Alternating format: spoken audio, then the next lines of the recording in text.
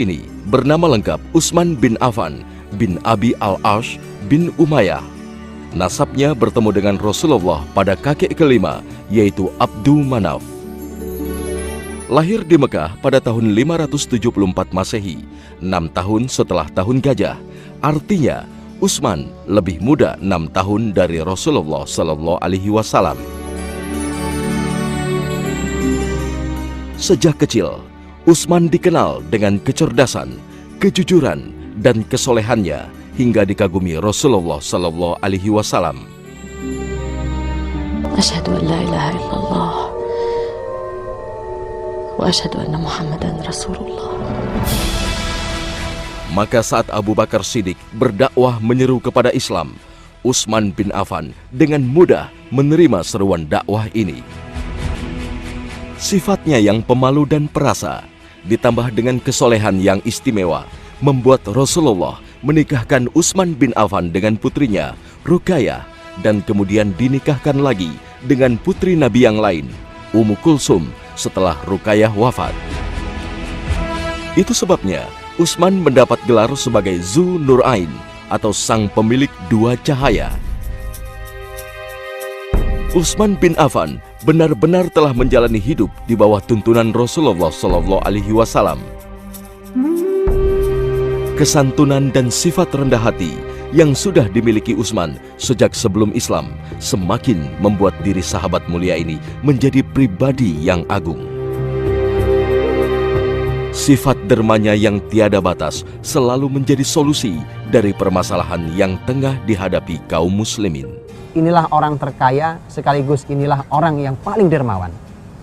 Utsman bin Affan umpamanya ketika muslimin di kota Madinah mengalami kesulitan-kesulitan.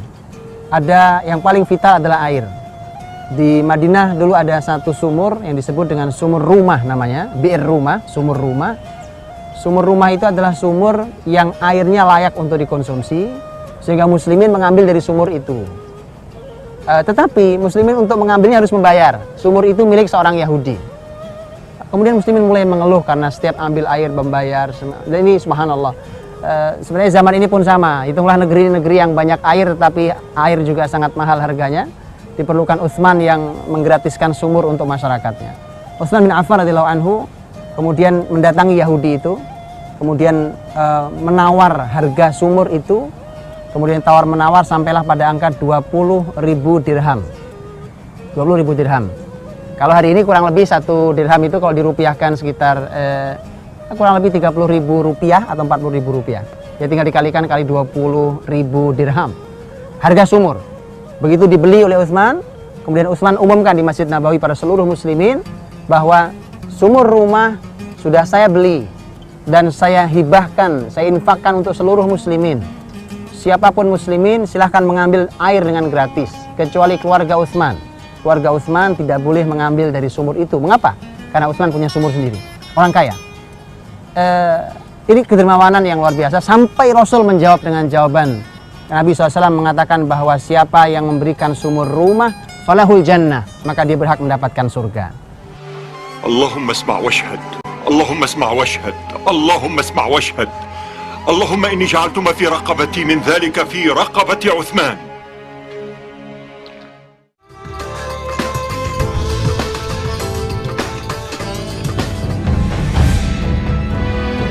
Ketegangan di rumah Abdurrahman bin Auf mulai mencair setelah 3 hari berturut-turut secara maraton 6 sahabat yang ditunjuk Umar merundingkan pengganti Khalifah Umar.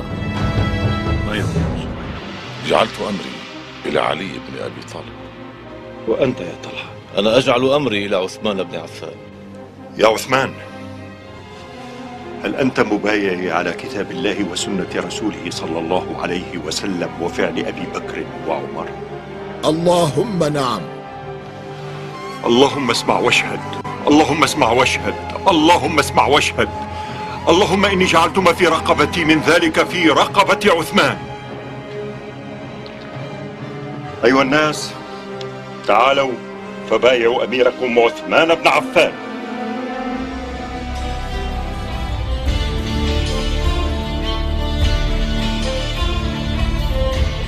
Seluruh tim sepakat Utsman bin Affan adalah satu-satunya yang paling pantas memimpin kaum muslimin.